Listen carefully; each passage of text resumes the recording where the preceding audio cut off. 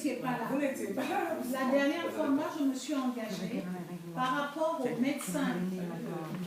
Par rapport aux médecins qui partent, l'ambassade va faire des visas de consul ISENI pour l'association de Bali, les médecins qui partent, ils fait également des visas de courtoisie. C'est-à-dire les consuls vont faire des visas de courtoisie pour faciliter ceux qui partent temporairement faire des actions humanitaires. Tout est bien, c'est là. Très bien, voilà.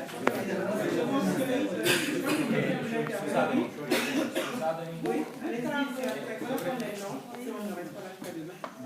Io scusatemi un attimo, io dovrei dire una cosa perché con Madame Lopo abbiamo già, lei mi ha già dato la lista delle documentazioni e delle procedure da fare per ottenere questo visto di cortesia. Quindi io adesso sarà mia premura distribuire a tutte le persone, a tutte le organizzazioni che hanno questi problemi, distribuire via email le procedure che dovete seguire, i documenti da presentare per ottenere questo visto di cortesia. Naturalmente vi indicheremo anche un po' quali sono i tempi, perché se ce lo chiedete 2 giorni prima vi rendete conto che però c'è già una procedura in atto e sarete informati costantemente. E anche le note non ce l'ho tutti Il visto di cortesia sarebbe solo per il personale medico o anche in generale per il personale per il personale tecnico che va. Perché insomma nel nostro caso noi abbiamo iniziato da poco. Vous l'avez noté, il y a quelque chose aussi. Oui, vous pouvez noter. Et derrière, il y a la Carmen.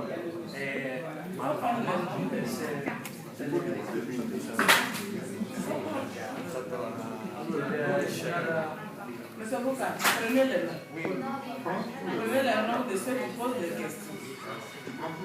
Mais adesso c'est le moment de... Oui, mais quand même, prends les noms quand même.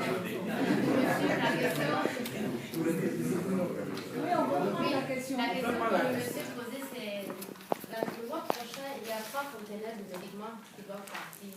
Donc, il demande exactement à qui il doit adresser le courrier. Adresser le courrier au ministre, c'est normal. Et puis, le département qui est concerné va me contacter, pas de problème. Au ministère de la Santé, tout simplement, on s'adresse toujours au ministre, et le ministre maintenant adresse le courrier au département concerné. Voilà. Si vous permettez, on leur avait dépassé par chez les parents.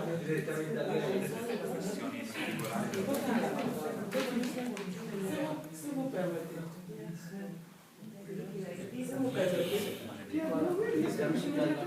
Non, c'est pas ce qu'on a dit. L'ambassadeur et le représentant. L'ambassadeur est le représentant du président de la République, elle représente tous les ministres. Vous faites du courrier adressé au ministre via l'ambassadeur. L'ambassadeur fait partie. S'il y a des rendez-vous, tout ça, elle va se charger de ça. Il ne faut pas écrire directement au ministre, c'est à l'ambassadeur. Anche per questo adesso era una specifica per quanto riguarda i rischi per la mese. Je voulais, si vous permettez, avant de continuer à poser les questions, parce que je crois que la dernière fois on a fait on a expliqué, mais je voulais pour qu'on se comprenne bien. Je vais être votre parole de Madame l'ambassadeur. Vous savez que je répète, j'informe pour ceux qui ne savent pas que l'ambassadeur est le représentant du président de la République ici. Donc à ce titre, elle représente tous les ministres ici. Donc quand vous devez écrire à un ministre, vous ne pouvez pas écrire comme ça. Il faut que le courrier passe par l'ambassadeur. Vous avez beaucoup à gagner. Premièrement, vous êtes sûr que le courrier va arriver là où il doit. Et si vous avez des rendez-vous à prendre, peut-être qu'elle pourrait prendre des rendez-vous pour vous, pour les personnes que vous voulez contacter effectivement, pour qu'il y ait un suivi. S'il n'y a pas de feedback, on va se retrouver dans la même situation. Vos conteneurs vont partir, vous n'aurez pas le temps d'avoir fait toute la procédure administrative et ça va coûter ce que ça va coûter. Donc j'insiste, c'est pas qu'on veut se mêler de vos affaires, mais comme le madame le ministre a dit, on est ensemble.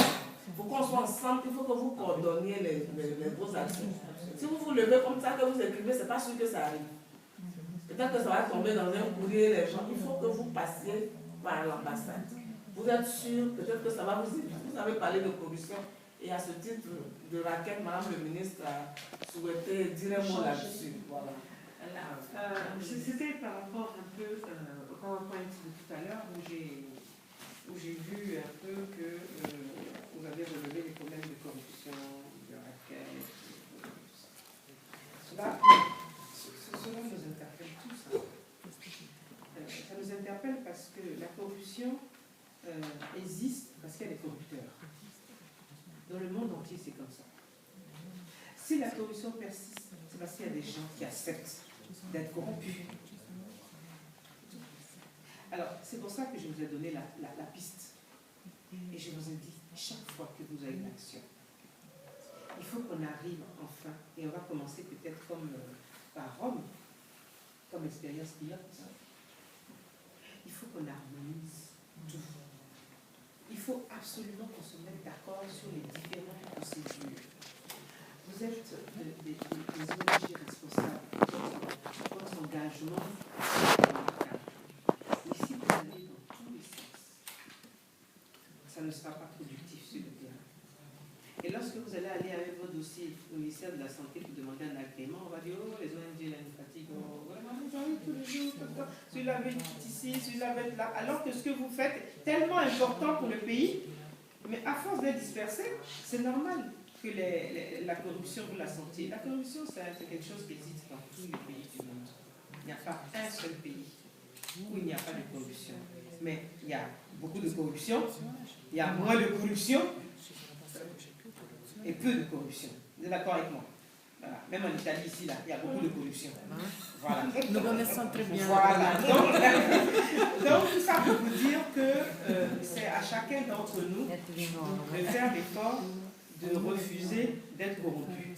Parce que lorsque vous êtes fort, que vous arrivez avec un dossier qui vient de l'ambassade, signé par l'ambassadeur de Côte d'Ivoire à Rome, que vous arrivez avec un dossier pareil au ministère de la Santé, et que votre courrier, et que l'ambassadeur a adressé un courrier au ministre, je ne vois pas qui ne va pas avoir peur pour venir vous corrompre. Ça va être difficile, en tout cas en ce qui me concerne. Ça va être très difficile. Quand ils vont voir que c'est adressé à la ministre Kofi, ils vont dire, bon, fais ton papier. Voilà. Parce qu'il y a des règles. Il y a des règles qui sont maintenant mises au niveau du ministère. Ça va être long, mais déjà, il y a cette volonté politique de faire en sorte que ça change. Et ça va changer. Mais pour que ça change, il faut que vous nous aidiez. Merci. Et puis, il y a de la corruption qui n'est pas dans le circuit normal de nos activités, qui sont d'autres ministères. C'est le racket au bord de la route. Vous voyez que le ministre de la Sécurité est en train de travailler pour que ça s'estompe. Et ça s'est estompé. Moi, je viens d'Abidjan, il y a eu vraiment un gros travail de fait. Il y a des problèmes, vous avez soulevé le problème de sécurité. Peut-être que lors d'un échange de la ministre avec son collègue, elle va voir si les ONG établies officiellement en Côte d'Ivoire peuvent bénéficier d'un pass comme un peu les diplomates pour leur faciliter les choses. Mais il y a une manière aussi de se protéger. Quand vous arrivez dans une région, il faut aller vous présenter au préfet. Il faut aller vous présenter au préfet pour dire je suis une ONG, je suis de la ville. Voilà, de façon qu'ils sachent qu'ils ont un devoir de protection vis-à-vis de nous. Voilà. Donc tout ça, ça va s'améliorer au fil du temps. Et si moi je vous ai dit, si vous avez des problèmes de sécurité, et Dieu sait, dans le monde actuellement, en Afrique, les humanitaires sont ciblés, on est choqués. Quand vous êtes médecin, que vous apprenez qu'un médecin qui est allé faire un travail humanitaire est pris comme prisonnier et tout ça, ou a été tué, c'est révoltant. Je vous ai dit, dès que vous avez un petit souci, vous m'écrivez. Et moi, j'écris à ma collègue. De façon à quand même qu'il y ait une protection. Moi, j'ai plein d'ONG qui sont du Mali ou du reste qui disent on voudrait venir travailler en Côte d'Ivoire, etc. Parce que dans certains pays, les conditions de travail en matière sécuritaire sont telles que les ONG sont obligées de se replier, même si le besoin est là. Donc ça doit se passer en toute simplicité. Ça peut être un coup de téléphone, ça peut être un fax, mais il faut le signaler pour qu'on ne se retrouve pas en Côte d'Ivoire un jour en disant on a enlevé 2 humanitaires, parce qu'on sera désespéré. Donc il faut mettre en place un système à faire. Et puis pour rebondir là-dessus, quand Madame l'ambassadeur vous demande d'écrire, si vous faites du courrier, que Madame le ministre saisit, quand vous devez aller à Katiola ou à je ne sais où, elle adresse